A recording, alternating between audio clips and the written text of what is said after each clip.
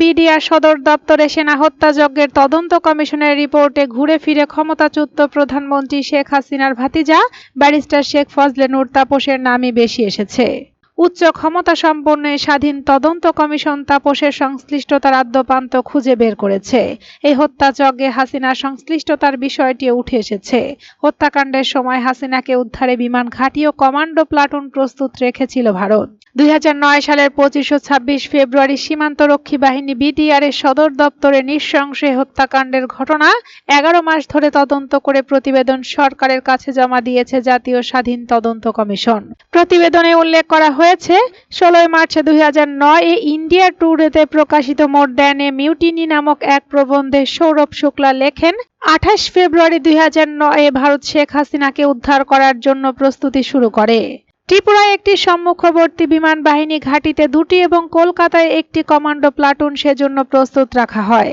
কমিশনের প্রতিবেদনে বলা হয়েছে, পিলখানা হত্যাকাণ্ডের আগে ভারতীয় পক্ষের সঙ্গে বৈঠকের পর পুরো পরিকল্পনা চূড়ান্ত করা হয় এবং সমন্বয়ের জন্য তাপসের অফিস ও বাসায় একাধিক বৈঠক হয়। তাপসের অফিসে এরকম এক বৈঠকে বসেই ভারতীয় গোয়েন্দাদের নিয়ে পিলখানা হত্যাযজ্ঞের পরিকল্পনা চূড়ান্ত করা হয়।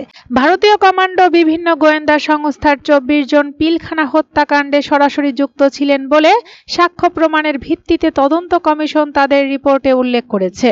ভারতে পলাতক শেখ হাসিনা ব্যারিস্টার তাপসের ফুফু। শেখ পরিবারের আরেকজন প্রভাবশালী সদস্য বর্তমানে পলাতক শেখ সেলিমও এই পরিকল্পনায় যুক্ত ছিলেন বলে তদন্ত কমিশন সাক্ষ্য প্রমাণ নিশ্চিত হয়েছে।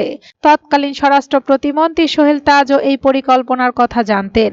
2008 সালের ডিসেম্বরে ভারতের সহায়তায় 1-11 এর সরকারের পাতানো নির্বাচনে হাসিনা ক্ষমতায় বসেন। এরপর পরিকল্পিত উপায়ে মাত্র 2 মাসের মধ্যে দেশপ্রেমিক সেনা অফিসারদের পর্যায়ক্রমে বিডিআর এ পদায়ন করা হয়।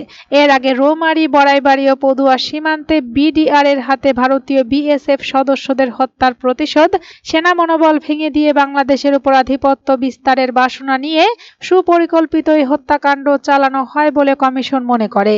28 ফেব্রুয়ারি 2009 ভারত শেখ হাসিনাকে উদ্ধার করার জন্য প্রস্তুতি শুরু করে। ত্রিপুরায় একটি সম্মুখবর্তী বিমান বাহিনী ঘাঁটিতে 2টি এবং কলকাতায় একটি কমান্ডো প্লাটুন সেজন্য প্রস্তুত রাখা হয়।